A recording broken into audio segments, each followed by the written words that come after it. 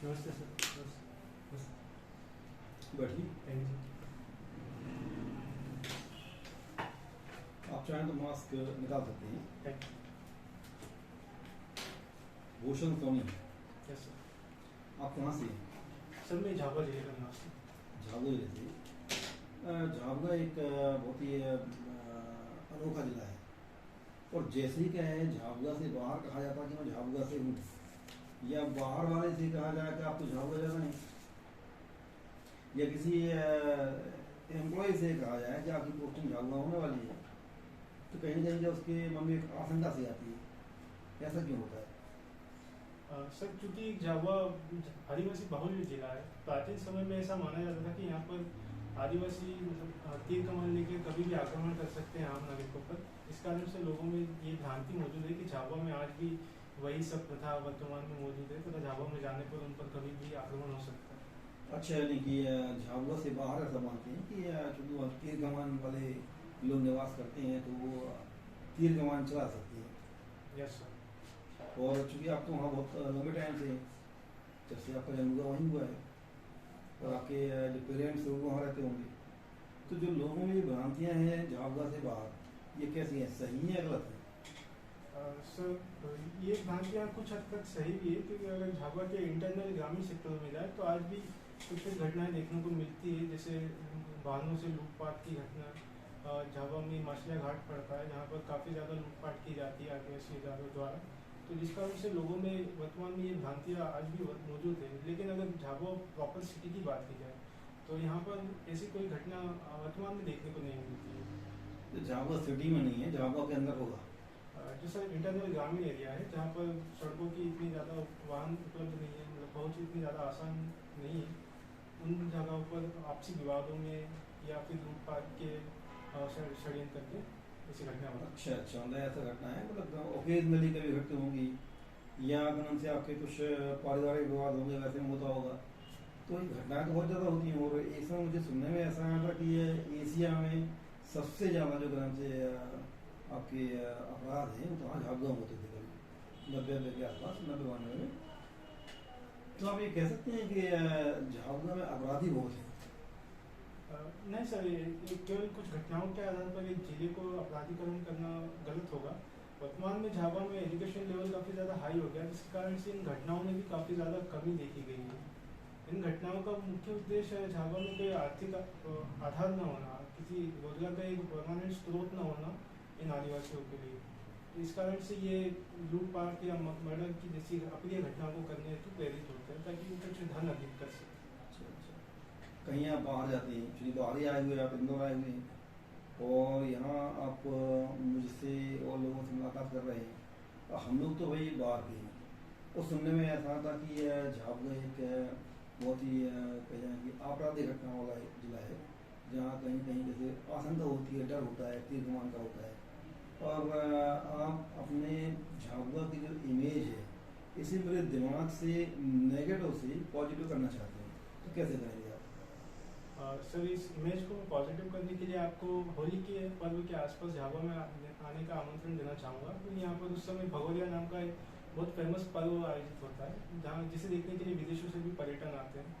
इसके अलावा सर झाबुआ में कड़कनाथ मुर्गे की प्रजाति है जिसे जीआई टैग प्राप्त है, जिसके कारण से झाबुआ की विश्व प्रसिद्ध एक इमेज बनी हुई है।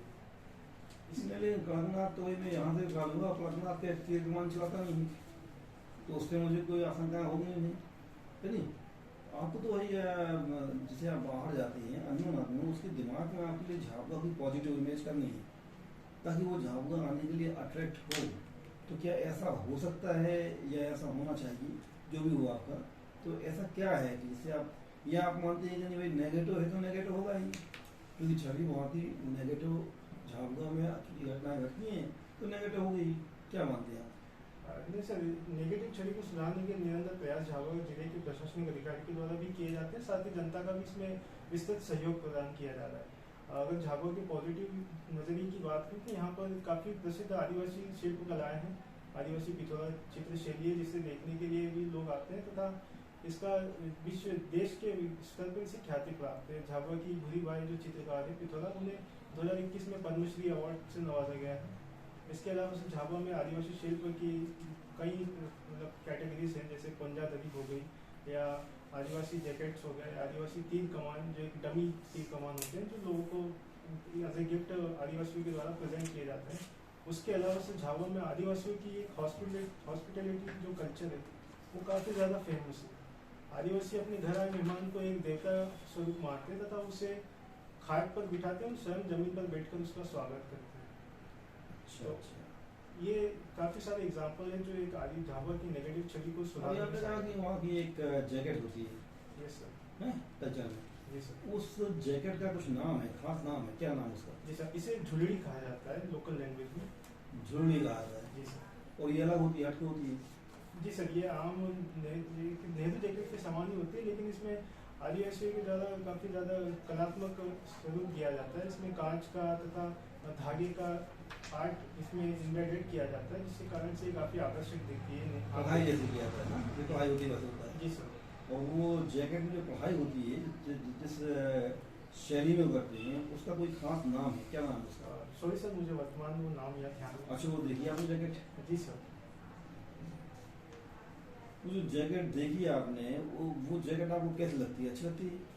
ऐसा निश्चित रूप से जैकेट काफ़ी अट्रैक्टिव है। उसमें काफ़ी ज़्यादा चटकीले रंगों का प्रयोग किया जाता है, साथ में जो उसमें डिज़ाइनिंग बनाई जाती है वो काफ़ी ज़्यादा रोचक होती है तथा आदिवासी संस्कृति की एक पहचान के रूप में दिखाती है जैकेट। अच्छा, मानो कभी ऐसा होता कि मैं आपको गवर्नमेंट हो या कहीं से आपका झाबुआ जिला ही हो, और झाबुआ जिले से आपके लिए कहीं बाहर जाने का मौका मिलता है, बाहर जाने का यानी कि आपके आउट ऑफ इंडिया मान लो, पहली बार जा रहे हैं, फर्स्ट टाइम जा रहे हैं, वो झाबुआ के प्रतिनिधि के तौर पे आप जा रहे हैं, तो वहाँ पर आप कौन सा ड्रेस पहनेंगे? सर, एक झाबुआ जिले को रिप्रेजेंट करने के लिए निश्चित रूप से मैं झाबुआ की जो झुलड़ी है उसे पहनकर जाना चाहूँगा, साथ ही जो भी आदिवासी साफा होता है उसे पहनकर जाना चाहूँगा, जिससे लोगों को लगे कि एक स्पेसिफिक झाबुआ क्षेत्र से आया है। उनका उस ड्रेस को देखकर उस कल्चर को जानने की, उस क्षेत्र को जानने की लोगों में एक जिज्ञासा पहना आपने उसको? सर, अभी तक तो मैंने पहना नहीं है, लेकिन पहनने की इच्छा है। अच्छा, झाबुआ निवास करती है आप जी और सर, उसकी आप तारीफ कर रहे हैं, और कभी आप पहना नहीं है? जी सर, मुझे ऐसा कोई ओकेजन अभी मिला नहीं है जिसके द्वारा मैं आदिवासी अच्छा, क्षेत्र। आप चाहते तो ये इंटरव्यू में वही जो आदिवासी का आपका जुमली होती है उसको पहन के आती, आप तो पैंट शर्ट पहन के आए हैं, क्योंकि आपके झाबुआ का नहीं है। जी सर, इंटरव्यू एक फॉर्मल एक इंट्रोडक्शन है। एज ए कैंडिडेट मुझे अपने आप का एक उच्च अच्छा स्वरूप प्रेजेंट करने का एक मौका है, क्योंकि आदिवासी जुलरी एक कल्चरल इन्फ्लुएंस प्रोवाइड करता है तथा वो एक काफ़ी उसमें तड़क भड़क शैलियों का प्रयोग किया जाता है उसे उसकी कढ़ाई में, तो वो एक इनफॉर्मल ड्रेस कोड के रूप में मुझे प्रस्तुत करेगा, इसलिए मैंने उसे पहना होगा। आप मुझे ये बताइए कि आपने अभी कहा कि कड़कनाथ को जीआई टैग प्राप्त है, तो जीआई टैग और ट्रेडमार्क में क्या फर्क है? जीआई टैग किसी क्षेत्र विशेष की जो उत्पाद है किसी समूह के द्वारा जो किए जाते हैं उनके लिए प्रोवाइड किया जाता है, वहीं ट्रेडमार्क किसी कंपनी के द्वारा जो भी उस उत्पाद है उसके लिए प्रोवाइड किया जाता है। अच्छा, आजकल देखा जाए तो चलता है बड़ा कि ई कॉमर्स है और ये सभी चीज़ें हैं, इसी चीज़ में एक नई चीज़, नई युक्ति शामिल हुई जिसको हम कहते हैं ई लोकतंत्र। क्या है ई लोकतंत्र? ई लोकतंत्र अर्थात इलेक्ट्रॉनिक्स या कंप्यूटर्स के माध्यम से लोकतंत्र की स्थापना, चाहे ये इलेक्ट्रॉनिक वोटिंग हो या फिर लोगों का ओपिनियन हो सरकार की किसी योजना या नीति को निर्माण करने के लिए, तो एक इलेक्ट्रॉनिक माध्यम से लोगों की सक्रिय भागीदारी को ई लोकतंत्र कहा जा सकता है। इसी में एक चीज़ का नाम आता है जिसे हम कहते हैं कर्नेल। क्या है कर्नेल? सॉरी सर, मुझे इस बारे में अभी जानकारी नहीं। ठीक है जी, तो आप झाबुआ जिले से बिलोंग करते हैं। यस अच्छा, आपकी हॉबी क्या है? सर, मेरी हॉबी एनिमे देखना है, क्रिकेट और चित्रकला है। अच्छा, क्या है एनिमे? सर, एनिमे एक तरह का एनिमेशन है जो जापान में क्रिएट किया जाता है। ये अन्य एनिमेशन से इस प्रकार भिन्न है कि इसमें जो कार्टून्स बनाए जाते हैं वो मानवीय शैली को ध्यान में रखकर बनाए जाते हैं। उनमें जो फेशियल एक्सप्रेशन होते हैं उनमें जो ओरिजिनल जो ह्यूमन के एक्सप्रेशन है उससे मैच करने की शैली यूज़ की जाती तो एनीमे पर्टिकुलर किसी सीरीज का नाम है या इस प्रकार के कार्टून को अपन एनीमे है। बोलते हैं? इस प्रकार की जो एनिमेशन किए जाते हैं सर उसे एनिमे कहा जाता तो उसमें आपकी रुचि, है। जी सर। तो आप क्या उसको बनाते हैं? नहीं सर, मुझे अभी वर्तमान में देखना पसंद है। अच्छा, मतलब देखते हैं। Yes sir. तो उन अगर उस टाइप में किसी का नाम दिया जाए कि आप किस प्रकार, कौन सा कोई सीरीज है, शो है जो आपने देखा हो एनीमे में? सर ऐसे तो मैंने काफ़ी सारे एनिमीज देखे हैं, लेकिन अगर कोई स्पेसिफिक टॉप 3 पिक अगर मैं पिक करना चाहूँ तो एक एनिमे है जिसे मैंने बचपन में देखा था, ड्रैगन बॉल। उसके अलावा वर्तमान में मैंने नारुतो शिपुडेन नाम से एक एनिमे सीरीज है, उसे भी देखा। और साथ ही एक ब्लैक क्लोवर करके एक सीरीज है एनिमे, उसे भी देखा। अच्छा, आपने ये सीरीज देखी हुई है, और इसको अगर आप कहें कि प्रशासन में अगर यूज़ करना हो तो इसकी कौन सी खूबियाँ हैं जो आपको इन सीरीज़ को देख के मिली जिसको आप यूज़ कर सकते हैं प्रशासन में? अच्छा, फर्स्ट ऑफ ऑल सर जो ये एनिमे है इनमें जो मेन कैरेक्टर्स होते हैं, जो जिन्हें प्रोटागोनिस्ट कहा जाता है, वो काफ़ी ज़्यादा पॉपुलर है अमंग चिल्ड्रंस एंड जो अडल्ट ऑडियंस है 18+ जो टीन एज है। तो इन कैरेक्टर्स का यूज़ करके हम एक एजुकेशन चैनल या एजुकेशन प्रोग्राम्स को परफॉर्म कर सकते हैं, जिसके कारण से जो बच्चे हैं उन्हें काफ़ी ज़्यादा इंटरेस्ट आएगा जब उनका हीरो ही उन्हें पढ़ाने लगे। इसके अलावा अगर एक यूथ को देखा जाए तो यूथ को टारगेट करने के लिए भी, कोई मैसेज देने के लिए, गवर्नमेंट पॉलिसी के बारे में इन्फॉर्म करने के लिए भी इन कैरेक्टर्स का यूज़ किया जा सकता है, क्योंकि ये काफ़ी ज़्यादा पॉपुलर कैरेक्टर्स है यूथ में। पेंटिंग्स वगैरह भी करते हैं आप? Yes sir. अच्छा, एलिगोरी पेंटिंग, इस टाइप के बारे में जानते हैं? एलिगोरी पेंटिंग, सॉरी सर, मुझे इस बारे में अच्छा, कोई खास ऐसा पेंटर हो जो वर्ल्ड फेमस हो जिसको आप जानते हो या उसको फॉलो करते हैं? सर मैंने MF हुसैन के बारे में काफ़ी ज़्यादा सुना है, वो काफ़ी कॉन्ट्रोवर्शियल और काफ़ी वर्ल्ड फेमस पेंटर है वहाँ। उनको फॉलो करते हैं। लियोनार्डो का नाम सुना है आपने? जी सर, लियोनार्डो दा विंची पुनर्जागरण काल के काफ़ी प्रसिद्ध चित्रकार हैं। जी। तो ये किस प्रकार की पेंटिंग करते थे, कुछ अंदाजा है? सर लियोनार्डो दा विंची की जो मोस्टली पेंटिंग की जाती थी वो फिक्शनल और पोर्ट्रेट शैली के रूप में की जाती थी। जी, इस शैली को एक नाम दिया जाता है। सॉरी सर, मुझे इस बारे में भी जानकारी नहीं है। ठीक। जैसे कि क्रिकेट भी आपकी हॉबी है, यस सर। तो क्रिकेट में हाँ, चाइना में हम किसे कहते हैं? सर चाइना में उस गेंदबाज को कहा जाता है जो बाएं हाथ से लेग स्पिन बॉलिंग करता है। अच्छा, हाल ही में आपने देखा होगा एक क्रिकेट में कुछ सुधार हुए हैं, क्रिकेट के फॉर्मेट में कुछ सुधार हुए हैं, जी सर। तो उसमें कुछ जो आप कहते हैं ना, बॉलिंग करते समय जब क्रीज से बैट्समैन आउट आगे निकल जाता था, बॉलर स्टंपिंग कर देता था उसे, यस सर। तो उसका एक कोई मामला है, उससे रिलेटेड कोई एक नाम उठा हुआ था? सर इसे मैन कैडिंग कहा जाता है। इस पर काफ़ी विवाद हुआ था जब IPL के एक मैच के दौरान आर अश्विन ने जॉस बटलर को मैन कैड करके आउट किया था, क्योंकि वर्तमान में इस नियम को बदल दिया गया तथा इसे रनआउट की कैटेगरी में शामिल किया गया। और पावर प्ले की जब बात करें हम, तो पावर प्ले जो होता है उसमें जो प्लेयर्स होते हैं, कितने प्लेयर जो होते हैं पावर प्ले में, वो राउंड के बाहर होते हैं? सर अगर T20 क्रिकेट की बात की जाए तो उसमें 6 ओवर का पावर प्ले होता है, जिसमें 2 खिलाड़ी 30 गज दायरे के बाहर होते हैं। लेकिन अगर वनडे क्रिकेट की बात की जाए तो इसमें 3 पावर प्ले होते हैं, जिसमें पहला पावर प्ले 1 से 10 ओवर तक का होता है, जिसमें 2 खिलाड़ी 30 यार्ड के सर्कल के बाहर होते हैं। दूसरा पावर प्ले 11 से 40 ओवर का होता है, जिसमें 4 खिलाड़ी सर्कल के बाहर रह सकते हैं। तीसरा पावर प्ले 41 से 50 ओवर का होता है, जिसमें 5 खिलाड़ी सर्कल के बाहर रह सकते हैं। जैसे कि अभी देख रहे थे, कोविड चल रहा था खूब ज़्यादा, तो इसमें एक नाम आता है एपिडेमिक। जैसे तो एपिडेमिक और पेंडेमिक, इनमें क्या डिफरेंस होता है? सर एपिडेमिक कहा जा सकता है किसी देश या एक देश के आसपास के क्षेत्रों में फैली हुई बीमारी को कहा जाता है। वहीं पेंडेमिक की बात की जाए तो पेंडेमिक एक वर्ल्ड वाइड फैली हुई बीमारी के बारे में कहा जाता है। सर, रेसिप्रोकेटरी ड्रग्स, इसके बारे में भी आपने सुना होगा, यूज़ हुआ है कोविड में बहुत ज़्यादा, Yes. तो ये कौन से ड्रग्स होते हैं? सर ये मोस्टली श्वसन संबंधी बीमारियों के लिए यूज़ किए जाते हैं ड्रग्स है। या अगर श्वसन में जिसे किसी बाधा उत्पन्न हो या फेफड़ों में कोई कफ जमा हो तो उसे पिघलाने के लिए इन ड्रग्स का सेवन किया जाता है। नहीं, आप रेसिप्रोकल कह रहा हूँ मैं, ठीक है चलिए। सर अच्छा, एंटीजन और एंटीबॉडी, इनमें क्या डिफरेंस होता है? एंटीजन शरीर में प्रतिरक्षी कोई भी वायरस अगर अटैक करता है तो एंटीजन उसके अगेंस्ट सबसे पहले एक्टिव होते हैं तथा उस वायरस से क्रिया करके एंटीबॉडीज का निर्माण करते हैं जो शरीर की रक्षा करते हैं। अच्छा, आपको चश्मा लगता है, और ये सब कौन सा दृष्टिकोण से? सर ये दूरदर्शी दोष से संबंधित चश्मा। अच्छा, इसमें कौन सा लेंस यूज होता है? इसमें अवतल लेंस यूज होता है। अच्छा, आपको कैसा निकट दृष्टिकोण से? सर जी सर। निकट दृष्टिकोण में प्रतिबिंब कहाँ बनता है? इमेज। हाँ सर मुझे अभी जानकारी नहीं है इस बारे में। होता क्यों है निकट दृष्टिकोण से? कुछ कारण हो आपके अंदर? जी सर, इसमें इमेज रेटिना के पीछे बनती है जिसके कारण से दूर की चीज़ें अच्छे से दिखाई नहीं देती। अच्छा, रेटिना क्या होता है? सर रेटिना एक तरह से जहाँ पर किसी वस्तु का प्रतिबिंब बनता है आँखों। रेटिना जो कोशिकाएं होती हैं वो कोशिकाएं कौन सी होती हैं?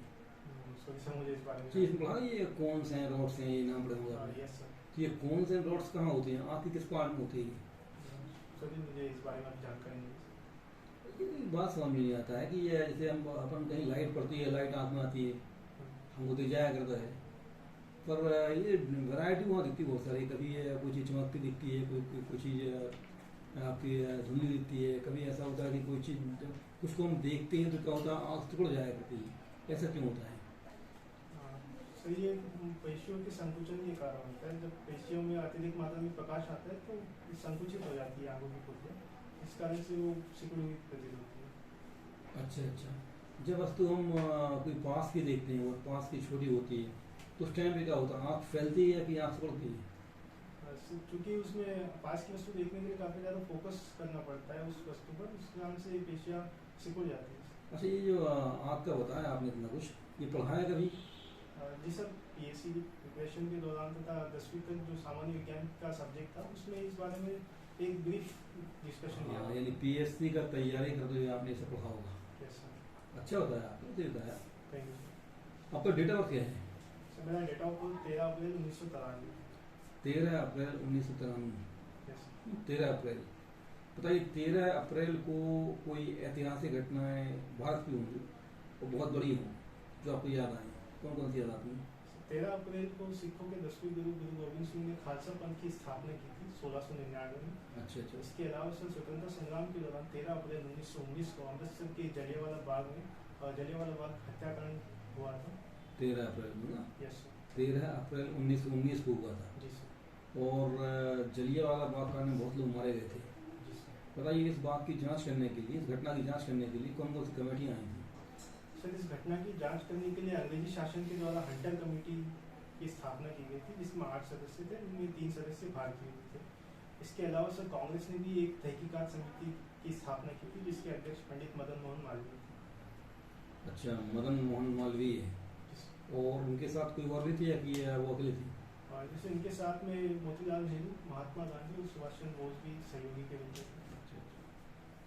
आपने 93 में आपका बर्थ हुआ, इसके बाद में बीएससी आपका मतलब बीसीए किया, बीसीए के बाद में आपने एमसीए किया, कि आपने बीएससी के बाद में एमसीए किया? जैसे मेरा graduation BCA bachelor of computer application में देवी अहिल्या विश्वविद्यालय इंदौर से किया।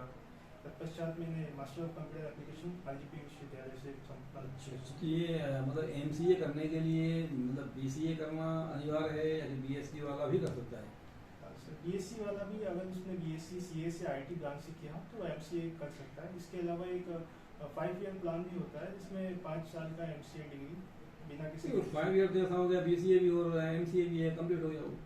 मतलब इसमें बीएससी किया हुआ है, बीएससी का डिग्री का, और बीएससी करने के बाद वो एमसीए करना चाहता है तो कर सकता है कि नहीं? जैसे निश्चित रूप से कर सकता है क्योंकि बीएससी जो सीएस और आईटी ब्रांच में जो सब्जेक्ट्स हैं वो एमसीए के सब्जेक्ट से काफ़ी ज़्यादा मैच खाते हैं, इसलिए आपने एमसीए कहाँ से किया है? सर मैंने महाराजा रणजीत सिंह विश्वविद्यालय इंदौर से, महाराजा रणजीत सिंह कॉलेज इंदौर से एमसीए किया हुआ है। अच्छा, महाराजा रणजीत सिंह। Yes. ये जो महाराजा रणजीत सिंह हैं, इनकी कोई एक इनका नाम भाई उस कॉलेज में आप रहे हैं, वहाँ होगा आपने, इनको बताइए सेमिनार हुआ होंगे उनके, भाई बर्थडे होते हैं तो ये कार्यक्रम वहाँ होता होंगे। तो जो महाराजा रणजीत सिंह हैं उनका कश्मीर से कोई संबंध है, क्या संबंध है? जैसे महाराजा रणजीत सिंह जब राजा बने थे तब कश्मीर उनके राज्य का एक हिस्सा था। अच्छा अच्छा। इनको आप अच्छे जानते हो क्योंकि कॉलेज का नाम रहा है, पढ़ा होगा आपने। तो महाराजा रणजीत सिंह की कोई ऐसी 3 विशेषताएं जो आपको पसंद हो, जिससे आप अट्रैक्ट होते हो, इंस्पायर होते हो, ऐसी विशेषताएं? सर ये एक धर्मनिरपेक्ष शासक थे। इन्होंने अपनी सेना में हिंदू, मुस्लिम, सिख सभी धर्मों के लोगों को शामिल किया था। इसके अलावा इनकी ये एक आंख से दिव्यांग थे, तथा जब भी इनकी इस आंख के बारे में बात की जाती तो वो स्वयं ही कहते थे कि ईश्वर ने मुझसे एक आंख ले ली ताकि मैं सभी धर्मों को एक दृष्टि से देख सकूं। अच्छा अच्छा, यानी कि ये धर्मनिरपेक्ष और मतलब जनता का कल्याण करने वाले शासक थे। तो बताया आपने उनकी एक आंख नहीं थी, है नहीं? चूँकि जितने क्वेश्चंस मैंने आपसे किए या हम लोगों ने जो भी किए उनमें से आपसे अधिकांश बने, यानी पढ़ाई तो अपना से किया होगा, है नहीं? मुझे ना सुबह से लेकर शाम तक आपकी ये जो डेली रूटीन है वो कैसा क्या होता है, क्या करती है? जैसे प्रातः में 5 बजे उठकर अपना दैनिक जो भी कार्यक्रम है उससे संबंध रखता हूँ। उसके पश्चात मेरा 6 बजे से 8 बजे यानी सुबह 5 पे आप उठते हैं? जी सर। ये अभी पीएससी के से उठते हैं या शुरुआत से उठते हैं? नहीं सर, मेरी शुरू से आदत है। चलिए कंटिन्यू कीजिए। जी सर। उसके बाद मेरा 6 से लेकर 8 बजे तक जिम का शेड्यूल रहता है। तत्पश्चात मैं अपना ब्रेकफास्ट करके नहा करके अपना जॉब के लिए चले जाता हूँ सर। तो उससे मैं शाम को 5 बजे तक फ्री होता हूँ। उसके बाद जो भी मेरा मतलब 8 से आप कहाँ जाते हैं? सर 8 बजे के पश्चात मेरा डाइटिंग मतलब जो भी शेड्यूल है ब्रेकफास्ट वगैरह वो सब लेकर के 10 बजे मैं ऑफिस चले जाता हूँ। अच्छा तो अच्छा, 5 बजे तक मेरा ऑफिस रहता है। 10 से 5 आपका ऑफिस है। Yes sir. ऑफिस कहाँ पर है आपका? मेरा ऑफिस पिपलियाना चौराहे पर है। अच्छा अच्छा, 5 के बाद? जैसे 5 के बाद मैं घर आते आते 6 बज जाती है क्योंकि वो काफ़ी ज़्यादा दूर है मेरे घर से। उसके पश्चात मुझे जो भी अपना डिनर विनर होता है उसे मैं कंप्लीट करके अपनी स्टडी में लग जाता हूँ, या जो भी ऑफिस का जो पेंडिंग वर्क है उससे संपन्न करने के लिए लग जाता हूँ। और 10:30 बजे तक मैं सोने का प्रयास करता हूँ। अच्छा, 10:30 तक सो जाती हैं आप? Yes sir. तो इतने बिजी शेड्यूल में आपने पीएससी का तैयारी कैसे किया? सर पीएससी की तैयारी करने के लिए शेड्यूल मैंने मेंटेन अपना करा है। मतलब ऑफिस में भी जैसे कुछ हर समय काम होता नहीं, कुछ काम इसी होता है जो जल्दी संपन्न हो जाता है। तो ऑफिस में कुछ समय निकाल कर फ़ोन में PDF बना के पीएससी की बुक्स के थ्रू मैंने पढ़ाई की। उसके अलावा जैसे हर समय भी किताब अपने साथ नहीं रख पाता था, तो उसके लिए भी मैंने PDF बना के या फ़ोन में इमेज ले लेकर के पीएससी की बुक से पढ़ाई संपन्न करने का प्रयास किया। अच्छा अच्छा, ये पीएससी का जो आपका लक्ष्य है, सर ये पीएससी में आने का आपको ये आपको इंस्पायर किसने किया? कैसे आप इंस्पायर हुए पीएससी में आना चाहिए? सर मेरे बचपन में काफ़ी ज़्यादा स्कोर अच्छे आते थे स्कूलिंग में। इस कारण से मेरे पेरेंट्स और मेरे टीचर्स को लगा कि मैं काफ़ी ज़्यादा ब्राइट स्टूडेंट हूँ। तो उन्होंने एक दिशा मुझे दिखाई कि आगे चलकर मुझे पीएससी में ज़रूर एक चांस लेना चाहिए। क्योंकि इसके बारे में मैंने काफ़ी ज़्यादा पढ़ा 11वीं 12वीं क्लास में आने के बाद, एक एज में आने के बाद जब मुझे इस फील्ड के बारे में नॉलेज हुई और मैंने इस फील्ड के बारे में रिसर्च करा, तो मुझे ये क्षेत्र काफ़ी रुचि कर रहा है। यानी पीएससी का आपने टारगेट बनाया इसलिए क्योंकि आप इंटेलिजेंट थे, या लोग आपको बोलते थे कि ये बच्चा क्या पढ़ने वाला है, इंटेलिजेंट है, इसलिए पीएससी एग्जाम का तैयारी करना चाहिए, ऐसा लोग बोलते थे आपसे? नहीं सर, उन्होंने एक दिशा दी, लेकिन उस दिशा पर चलना या न चलने का निर्णय तो मेरा स्वयं का था। तो आपका निर्णय था? यस। आपने ये डिसीजन क्यों लिया कि मुझे पीएससी का एग्जाम देना है? जैसा मैंने बताया कि जब एक एज में आने के बाद मुझे रियलाइज हुआ कि मैं इस फील्ड के बारे में रिसर्च करूँ, पता करूँ इस फील्ड के बारे में, इसमें मुझे क्या क्या जॉब अपॉर्चुनिटी ऑफर्स हो सकती है। तो मुझे काफ़ी ज़्यादा इसकी जो जॉब अपॉर्चुनिटी थी वो काफ़ी ज़्यादा इंस्पायरिंग लगी। जैसे एक DSP या एक डिप्टी कलेक्टर या कलेक्टर की जो पोस्ट होती है वो एक क्षेत्र तक सीमित न होकर काफ़ी ज़्यादा डिपार्टमेंट्स को एक साथ लेकर चलती है तथा लोगों से सीधा संपर्क स्थापित करती है, लोगों के कल्याण के लिए पोस्ट बनी हुई थी। तो उससे मुझे काफ़ी ज़्यादा मोटिवेशन मिला कि हाँ, मुझे भी इस फील्ड में एक बार जाने का प्रयास करना चाहिए। Deputy collector, yes sir. लेकिन मान लो आप नंबर कमाते हैं और उसमें नहीं हुआ, तो उसके बाद की मतलब डीसी के बाद की आपकी 3 प्रायोरिटी कौन सी है? सर डीसी के बाद की अगर मेरी 3 प्रायोरिटी की मैं बात करूँ तो मुझे एक सहायक संचालक आदिवासी कल्याण विभाग की पोस्ट है। उसके अलावा सर राजस्व विभाग की वित्त विभाग की CTO की पोस्ट है तथा TO की पोस्ट मेरी जो CTO का पोस्ट है, ये वित्त विभाग में आता है कि ये वाणिज्य विभाग में आता है? सर वाणिज्य विभाग में आता है। वाणिज्य विभाग में आता है CTO वाला। और थर्ड क्या आपका? सर थर्ड ट्रेजरी ऑफिसर की पोस्ट है। ट्रेजरी अफसर। यस। जो ट्रेजरी अफसर है इसको कभी आपने देखा है या सुना है कभी ये? चूँकि सर मेरे फादर की जॉब ही एक लेखापाल के पद पर कार्य थे आदिवासी कल्याण विभाग में, तो तो वे अपनी स्कूल की जो भी सैलरी बिल्स होते हैं उसे साइन करवाने के लिए ट्रेजरी ऑफिस बात जाते हैं महीने में। तो उसके उनके द्वारा ही मैंने इस पोस्ट के बारे में काफ़ी ज़्यादा सुना। अच्छा अच्छा, यानी घर के पापा आते होंगे, बताते होंगे भाई मैं आज इनसे मिल के आया, महीने में एक बार जाते होंगे तभी लौट कर आते हैं, तो पापा क्या बोलते थे?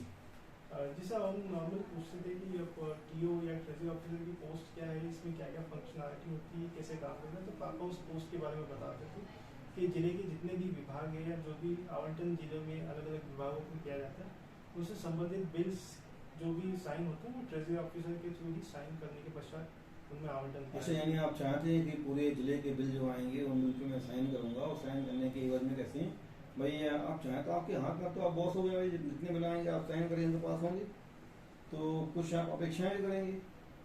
जी सर, बिल्कुल भी नहीं, क्योंकि मेरे घर में ऐसे संस्कार मुझे प्राप्त नहीं हुए कि मैं भ्रष्टाचार। तो बिल आने से, बिल को पास करने से आपके लिए क्या फायदा होगा? सर ये उसमें ऐसा क्या जिसने आपको, जिस चीज ने आपको इंस्पायर किया कि आप टीओ बने? सर ये काफ़ी नैतिक जिम्मेदारी वाला जॉब है। आमतौर पर यही भ्रांतियाँ लोगों में व्याप्त है कि टीओ एक काफ़ी भ्रष्ट ऑफिसर होता है जो बिल पास करने के एवज में कुछ रिश्वत लेता है।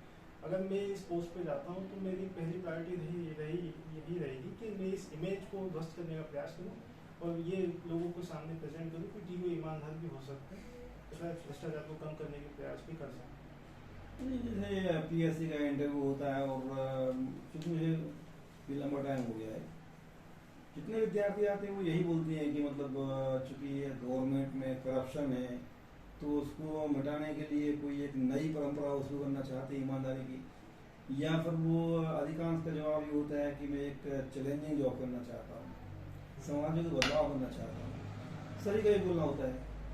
और उनमें से कुछ चयनित होते हैं, गवर्नमेंट में आते हैं, नौकरियाँ करते हैं, लेकिन समाजी बदलाव कभी नहीं आया।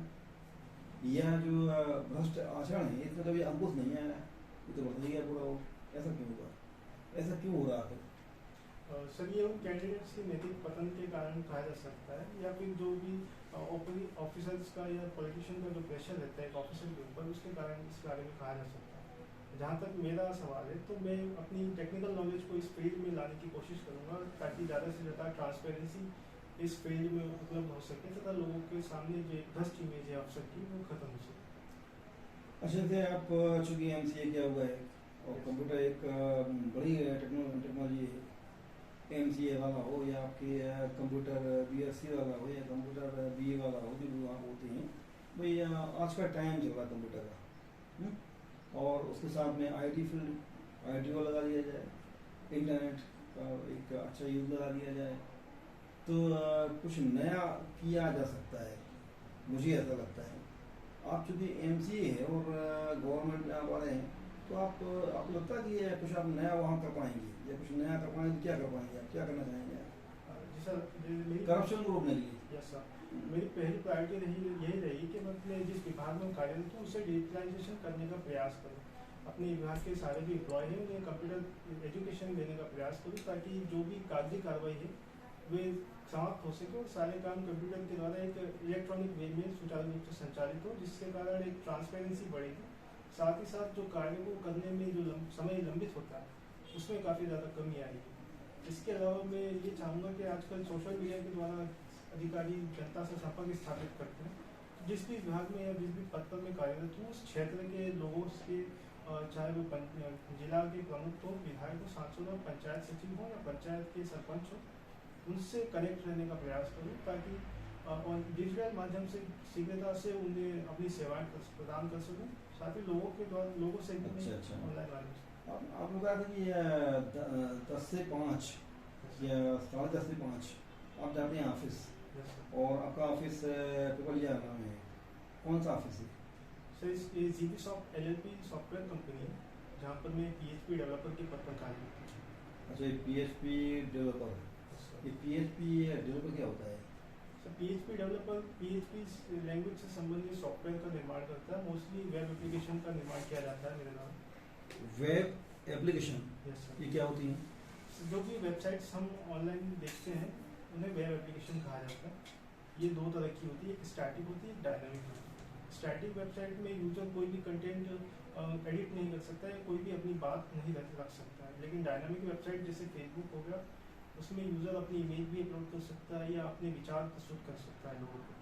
अच्छा, फेसबुक में या इन चीज़ों पे यस ये भी एक वेब एप्लीकेशन है। जी सर। ये जैसे ये फेसबुक है, ट्विटर है, या व्हाट्सएप है, या आपका यूट्यूब है, अभी जमाना इनका आ गया है। अधिकांश जो बच्चे हैं वो भी क्या है इसी में इन्वॉल्व रहते हैं, तैयारी भी इसमें करने के लोग कई ऐसे हैं कि आपके फेसबुक में, व्हाट्सएप में इसके माध्यम से तैयारी कर रहे हैं। आपकी जो पीएस तैयारी है उसमें फेसबुक में, व्हाट्सएप में इनने कोई योगदान दिया? जी सर, निश्चित रूप से इन चीज़ों का भी काफ़ी ज़्यादा योगदान है। जैसे आजकल गवर्नमेंट के सारे डिपार्टमेंट्स फेसबुक, ट्विटर पर एक्टिव है, तो गवर्नमेंट की कोई भी अगर योजना आती है, नया प्लान या नया इनिशिएटिव गवर्नमेंट स्टार्ट करती है, तो उसकी सबसे पहले जानकारी फेसबुक या ट्विटर पर प्रस्तुत करती है। तो इन सोशल मीडिया प्लेटफॉर्म के माध्यम से मुझे इन चीज़ों के बारे में जानकारी मिली, नई नई योजनाओं के बारे में पता चला। साथ ही यूट्यूब की बात की जाए तो काफ़ी ज़्यादा एजुकेशन चैनल यूट्यूब पे एक्टिव है, तो इन एजुकेशन चैनल के द्वारा भी मेरा पीएससी की तैयारी में काफ़ी ज़्यादा हेल्प हुई। अच्छा, ये जो जैसे मान लो एक नया विद्यार्थी है और आपके पास में गाइडेंस के लिए आता है कि उसे पीएससी का तैयारी करना है, तो उसको वहाँ पे में से मतलब ये जो जितनी साइट्स कहा आपने भाई, फेसबुक है, व्हाट्सएप है, ट्विटर है, या आपका यूट्यूब है, इनको आप उसको प्रिस्क्राइब करेंगे, और करेंगे तो किस साइट को आप ज़्यादा प्रेफरेंस देंगे? मेरी पहली प्रायोरिटी तो ये रही कि मैं उसे बुक से पढ़ने की गाइडेंस प्रोवाइड करूँ, क्योंकि बुकिश नॉलेज काफ़ी ज़्यादा इंपॉर्टेंट होता है बजाय किसी ऑनलाइन पोर्टल या यूट्यूब पेजेस से पढ़ने की। तो जब तक उसे पहले वो मैं चाहूँगा कि वो बुक का नॉलेज गेन करे, ताकि उसे पीएससी के सब्जेक्ट्स के बारे में एक ब्रीफ इंट्रोडक्शन पता चल जाए। उसके बाद जो भी करंट अफेयर्स के मुद्दे हों जो बुक में लगातार पब्लिश नहीं हो पाते हैं, कुछ कुछ छूट जाते हैं, तो उन मुद्दों से पढ़ने के लिए मैं उसे ट्विटर के जो पोर्टल्स है गवर्नमेंट के विभागों के, उनके बारे में जानकारी दूंगा, ताकि वो उन पोर्टल से गवर्नमेंट की योजनाओं के बारे में तथा करंट में जो गवर्नमेंट की स्कीम चला रही है या जो भी डेटा गवर्नमेंट प्रस्तुत करती है उसके बारे में उसे जानकारी मिल सके। अच्छा, जो फेसबुक है इसको कई बार आते हैं फेक बुक भी कहा जाता है। कुछ लोग कमेंट में बोलते हैं कि ये फेक बुक है, ऐसा क्यों कहा जाता है? सर, वर्तमान में फेसबुक इंडिया की एक रिपोर्ट पब्लिश हुई थी जिसके अनुसार भारत में लगभग 30 लाख लोगों की एक फेक आईडी फेसबुक पर मौजूद है। 30 लाख लोगों की फेक आईडी होती है? जी सर। अच्छा, तो इस कारण से कुछ लोगों ने इसे फेक बुक नाम का एक ट्रोल नेम प्रोवाइड किया था, तथा वर्तमान में फेसबुक इस पर लगातार एक्शन ले रही है तथा इन आईडियों की पहचान करके इन्हें नष्ट करने का प्रयास कर रही है। अच्छा, ये अपने देश की एक जानी मानी हस्ती है और पॉलिटिक्स में हो, उनने भी मतलब उन्हें कहा हुआ है कि जो सोशल मीडिया है ये डेमोक्रेसी के लिए खतरा हो गया है। डेमोक्रेसी इससे क्या खतरे में है, कहीं न कहीं जो आपकी अभिव्यक्ति की आज़ादी बाधित हुई है, या कुछ कई ऐसे समस्याएं हैं, चिंताएं उनकी, तो इन चिंताओं के बारे में क्या ख्याल आपका?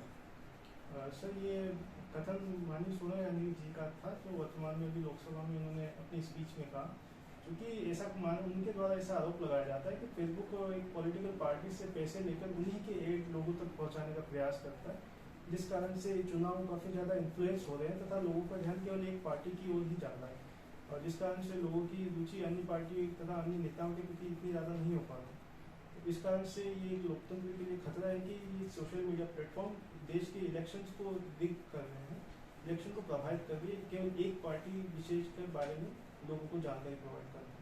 अच्छा, तो सोशल मीडिया है, मैं आपसे कहूँ कि इसके आपकी ओर से आपकी राय में कोई 3 बड़ी हानियाँ, तो कौन कौन सी हानियाँ? तो सोशल मीडिया की सबसे बड़ी हानि फेक न्यूज़ का सर्कुलेशन है, जो कि काफ़ी ज़्यादा आजकल न्यूज़ में चल रहा है। इसके अलावा सर, सोशल मीडिया के द्वारा आंखों में बीमारियां भी काफ़ी ज़्यादा होती है तथा ये काफ़ी ज़्यादा टाइम को बर्बाद करने का काम करता है। अच्छा, यानी टाइम से स्पॉइल होता है, बर्बाद होता है। Yes sir. आप कभी मतलब आपका इनमें अकाउंट है ट्विटर में, फेसबुक में, व्हाट्सएप में? जी सर, मेरे इनमें अकाउंट है। वर्तमान में मैंने इन्हें अभी डिसेबल कर रखा है ताकि मैं अपना संपूर्ण ध्यान अपनी पीएससी की प्रिपरेशन के लिए कर सकूँ। अच्छा, अभी आपने उसको डिसेबल किया हुआ है? यस। तो कौन कौन से अकाउंट है आपकी? सर, मैंने फेसबुक पे, ट्विटर पर, इंस्टाग्राम पे, स्नैपचैट पे तथा अन्य जितने भी सोशल मीडिया प्लेटफॉर्म है जैसे डिस्कॉर्ड हो गया या रेडिट, उन पर भी ये मेरा पूरे आपने डिस्कनेक्ट कर रखे हैं? जी सर, वर्तमान में ये सारे अकाउंट अभी डिसेबल्ड है। डिसेबल है पूरे? Yes sir. भैया, अकाउंट आपका इनेबल रहा था और आप उसमें इन्वॉल्व नहीं होते, एक रास्ता ये भी था कि हाँ भाई ये फेसबुक अकाउंट हो आपको बुलाता नहीं है, आप आइए और बैठिए यहाँ पर। ये जो व्हाट्सएप का आपका अकाउंट है वो आपसे रोकते भी कहता होगा कि भाई भूषण यहाँ आइएगा, आपका टाइम हो गया, और आप एक मैसेज भेजिएगा या ये मैसेज आप पढ़िएगा, तो उसको डिसेबल करना क्यों लगा आपको कि ऐसा कर देना चाहिए? जी सर, ये दो तरह से डिसेबल्ड टेक्निक फेसबुक या अन्य सोशल मीडिया प्लेटफॉर्म यूज़ करते हैं। एक होता है हार्ड डिलीट, एक होता है सॉफ्ट डिलीट। सॉफ्ट डिलीट में अकाउंट डिसेबल्ड होते हैं जिनमें कभी भी आप अपने पुराना पासवर्ड या लॉगिन एड्रेस ईमेल यूज़ करके लॉगिन कर सकते हैं। तो एक तरह से ये अकाउंट लॉग आउट की ही श्रेणी में आएगा क्योंकि ये पूर्ण तरह से डिलीट नहीं हुआ है। और दूसरी बात सर, ये अकाउंट काफ़ी ज़्यादा डिस्ट्रैक्ट करते हैं क्योंकि जैसे देखा जाए तो फेसबुक या अन्य सोशल मीडिया प्लेटफॉर्म पर हमारे काफ़ी ज़्यादा परिचित तथा घनिष्ठ मित्रों के साथ हमारा कनेक्शन इस्टेब्लिश होता है। तो हमारी भी एक रुचि रहती है कि इनके बारे में जानना चाहिए कि ये कभी क्या एक्टिविटी कर रहे हैं, कौन किस मुकाम तक वर्तमान में पहुंच चुका है, या कौन कहाँ पर गया। तो उनके जो नोटिफिकेशन आते हैं उससे काफ़ी ज़्यादा स्टडी में डिस्ट्रैक्शन होता है। तो इस डिस्ट्रैक्शन को खत्म करने के लिए मैंने वर्तमान में इन अकाउंट्स को डिसेबल किया। सोशल मीडिया कोई साइट है, उसमें कोई व्यक्ति इन्वॉल्व हो, उसमें पार्टिसिपेट कर रहा है, तो कोई 3 सावधानियां जो आप बताएंगे ये सावधानियां बरती जानी चाहिए? पहली सावधानी तो सब पासवर्ड से संबंधित है। व्यक्ति को निश्चित रूप से हर 6 महीने में अपना पासवर्ड चेंज करना चाहिए तथा पासवर्ड एक यूनिक होना चाहिए, न कि उसका या उसके परिवार के किसी सदस्य का नाम या बर्थ डेट या फ़ोन नंबर उस पासवर्ड में यूज़ करना चाहिए। दूसरी बात सर, व्यक्ति को अपनी पर्सनल डिटेल हमेशा प्राइवेसी मोड पर रखना चाहिए तथा किसी भी अननोन पर्सन की रिक्वेस्ट को एक्सेप्ट करने के पहले उसका बैकग्राउंड जानना चाहिए। अगर वो आपके परिचित से संबंधित नहीं हो तो उसकी रिक्वेस्ट एक्सेप्ट नहीं करनी चाहिए। चलिए ठीक है, हमारी शुभकामनाएं, आपको PST में चयनित हूँ। Thank you sir.